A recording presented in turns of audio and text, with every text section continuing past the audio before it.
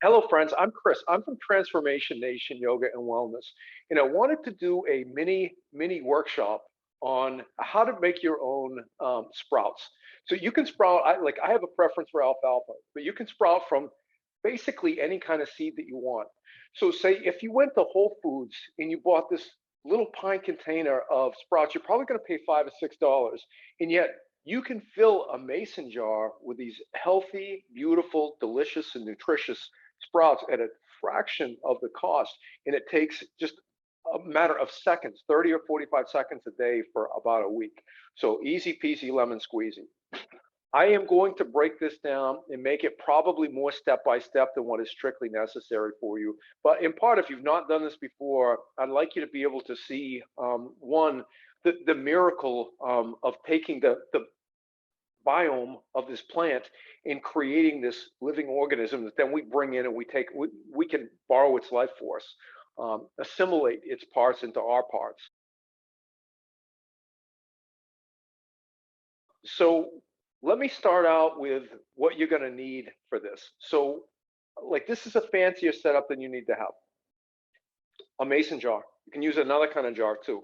This is a special lid that was specially made for sprouting. So it's got this mesh screen, right? I have another one that's even fancier that is just the little metal piece, and it fits into the regular metal lid for the mason jar. But you could do the same thing. Like if you've got some of those synthetic reusable grocery bags with a real narrow mesh. I've used those before, cut those into square and just used a rubber band to hold them on the jar. So if you did it that way, you can buy 4 or 5 of those bags at the grocery store for a matter of $3 or $4. One bag, you can make enough for 8 jars, and probably 2 jars is all you're ever really going to need until you go to replace the screens. So some kind of a jar, some kind of a screened cover for it, some kind of a seed. So I don't buy organic for every product. I love organic products, but I don't choose to spend the money on organic for everything that I buy. But when it comes to sprouting, I do want organic seeds.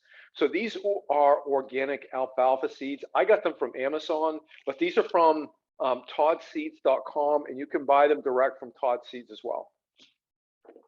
Again, this is fancier than you need. I love having this little rack. We want to set the jar up once we started our sprouting so the jar will drain. Right, so I've chosen to do it in this way. So initially this will be up under the kitchen sink, but eventually they'll be up on the counter because we want them to have access to the sunlight as well. But you could do the same thing. You could just lean the jar up against something else that's already under your sink. Be judicious, of course. You know, choose something that you're going to feel good about having foods that you're going to put in your body. And I like a cloth rag.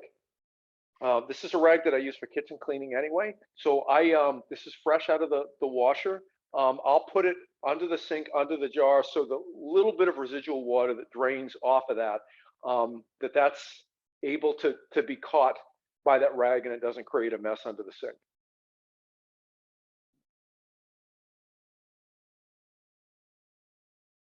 All right, so we're at day one. This is the first step in our process.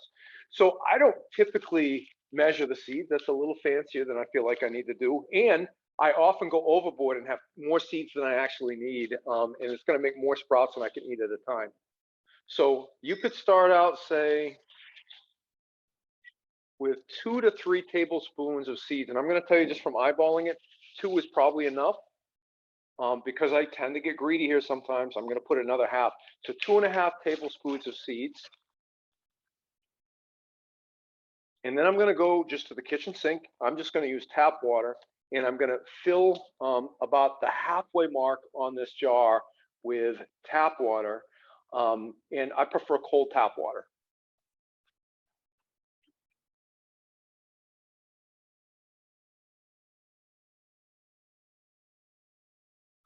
So you may need to kind of change the direction of the flow of the water a little bit.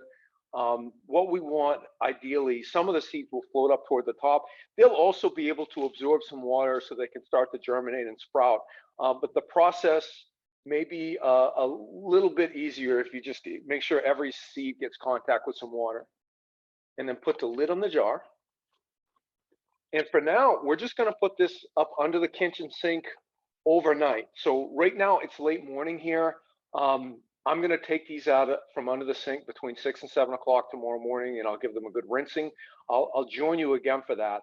But for now, you can just place these under the kitchen sink. We're going to keep them in the dark for 3 days.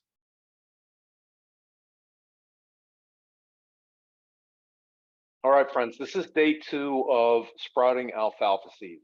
So I've got this jar of seeds, and if you remember, we put about 2.5 tablespoons worth of seeds in the bottom of this mason jar. We fill the jar roughly halfway with water. Look at the way that the seeds have begun to expand. So this will be the start of the germination process. You might also notice, I don't know how clear it'll be, a little bit of a light yellow tinge to the water here. So what we're going to do now is drain that water off. And then our ritual for the next 3 days, these sprouts will stay under the sink. And you won't be able to see it with the camera, with the quality of the camera that I've got set up here. But some of these have already started to germinate and they've got little sprouts come over, right? So just as a reminder, I put these under the sink. I started soaking them and I put them under the sink at about 11 o'clock yesterday morning. It's about 8:30, 9 o'clock in the morning right now.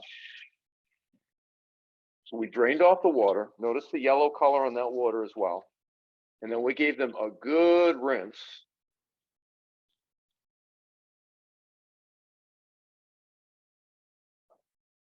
And then once you've got most of the water out, again, when you put these back under the sink, I'm going to show you how I have it set up, but you want it at an angle. Notice how the water continues to dribble out. This common sense, right?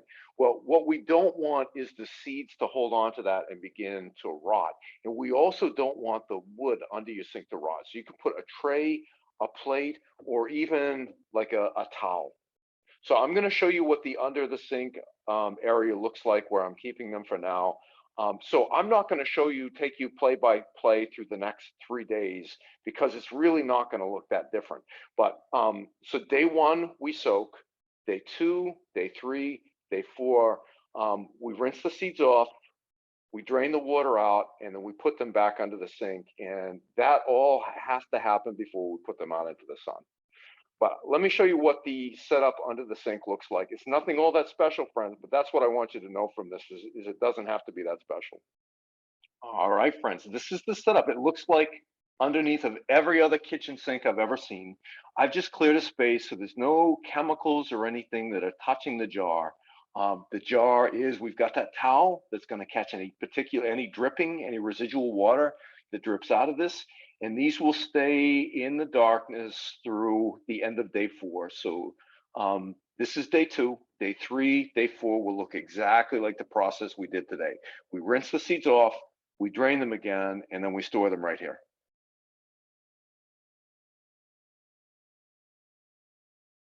All right, friends, it's day 6. So days 3, 4, and 5, I followed the protocols that I mentioned. I pulled the sprouts out from under the sink, rinsed them with cold water, drained most of the water out, and then I allowed them to rest upside down in order to let any residual water drain out. So I want to show you where we're at. Pretty dramatic difference from the last time. If you look, our mason jar is probably 2/3 to 3/4 now filled with sprouts. But look at the color. Notice how everything's whitish. Now, 2 things with the 2.5 tablespoons of seeds that we put in the jar. 1, I would expect a lot more growth. And 2, the color that we want that fresh chlorophyll color. So we're going to put them in the sun, expose them to sunlight for another 3 or 4 days. All right, so same thing as I've done the last few days. Rinse with cold water, let the residual drain out. And now I'm going to set these up in the sun. So I'm going to show you in a second what I come up with. They don't need to be in direct sunlight. They don't need a lot of sunlight, but they need to have some. So as you see, I put the same setup, the same rag that I used under the sink, the same sprouting stand that I used under the sink, but now I've got it set up on the back of the kitchen sink. It's within reach. You can see some of those rays of sunlight coming through the window. So this is what we want. We're going to continue this pattern for the next 3 or 4 days until we've got the sprouts really matured and green to the point that we want, and then we can refrigerate them. So once again, I'm not going to give you a play-by-play, day by day, but 3 or 4 days after we've achieved full growth and the sprouts have greened, I'll show you where we're at.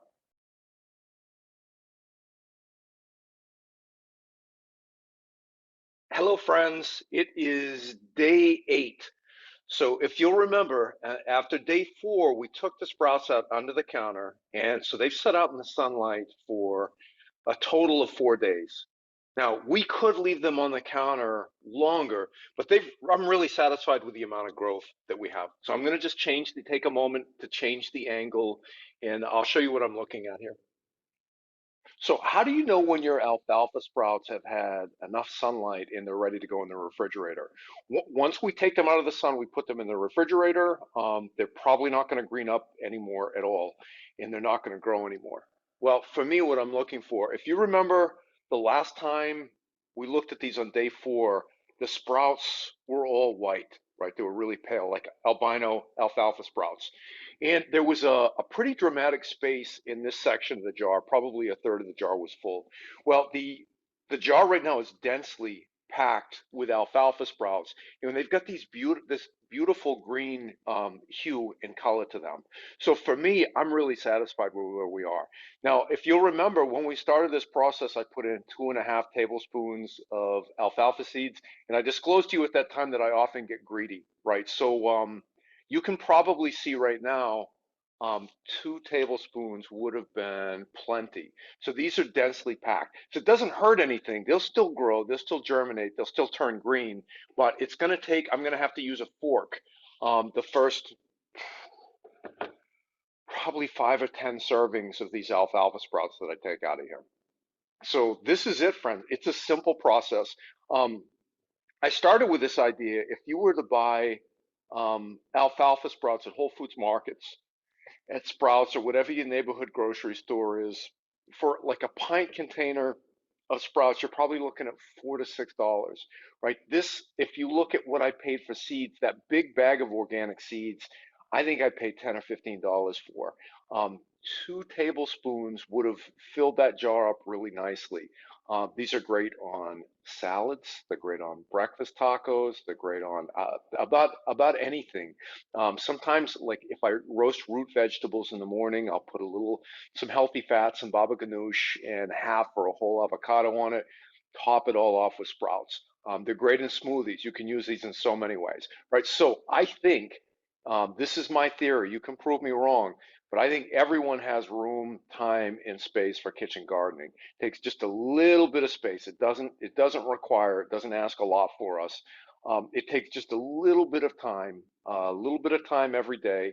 And at this point, where these are at, you can throw these in the refrigerator. They'll keep and be good for about a week and a half, something like that.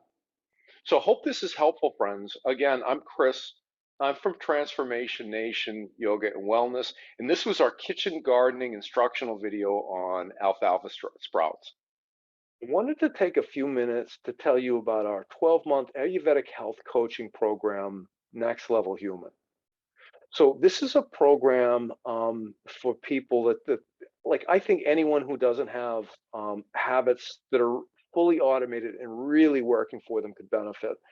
But people who struggle to have healthy and consistent, strong digestion, people who struggle to get a good night's sleep, people who maybe it's tough to maintain an optimal body composition in the same way that maybe they did 15 or 20 years ago. People that struggle with relationships, people that have compression in their calendar. If that's you or if that's somebody you know, I would really like to talk to you. So this is a year-long program. So we have lots of time to delve into 10 simple lifestyle habits of the ancient yogis. The habits themselves, it's sort of like an onion. There's a really superficial, easy layer that we can take on and we can call ourselves successful. But for someone's interested, each of the habits can go really deep and we can take them on and automate them at a really deep level. Um, what's the advantages to doing this in Next Level Human? Well, there are a few. One is, like, most of us know what we should be doing, right? But the question is, are we doing them? And much of the time, myself included, the answer is no. Why is that? Well, because the skill of knowing the right thing, the knowledge of knowing the right thing to do is different than the skill of how to automate a habit. So we use the best available social science based on human habit evolution. And we also have created a community that's a dynamic group. So if one of us comes, myself or one of our members comes in with a win from the previous week, we celebrate the win together. If one or more of us is struggling with something or has metaphorically tripped and fallen, we can rally around, pick each other up, dust each other off, get ourselves back up on our feet. So we have this 12-week program, Kate Stillman's Body Thrive program, that we go through a total of 4 times. Our experience is most people really, after the first pass, at best automate 2 to 3 habits. So 3 more passes means we can go deeper with those 2 or 3 habits that we automated. It also gives us a chance to pick up those other 7 or 8 habits that maybe we missed on the first pass. So there's a Transformation Nation product pack that comes with this. You get access to Kate Stillman's online Body Thrive curriculum, which is excellent. We do weekly coaching meetings. You get a one-on-one coaching session once a month with me. We also supplement this with high-quality yoga, meditation, breath work, and every month we have some kind of a workshop, either a yoga-related workshop or a wellness-related workshop, and some kind of a healthy, movement-oriented social activity. So again, if that's you or if that's someone you know, I would love to talk to you. You can click the link that I've included with this video to schedule a free 30-minute strategy session. And we can talk through and see if Next Level Human might be the right fit for you and talk together, plan together what your next level may look like.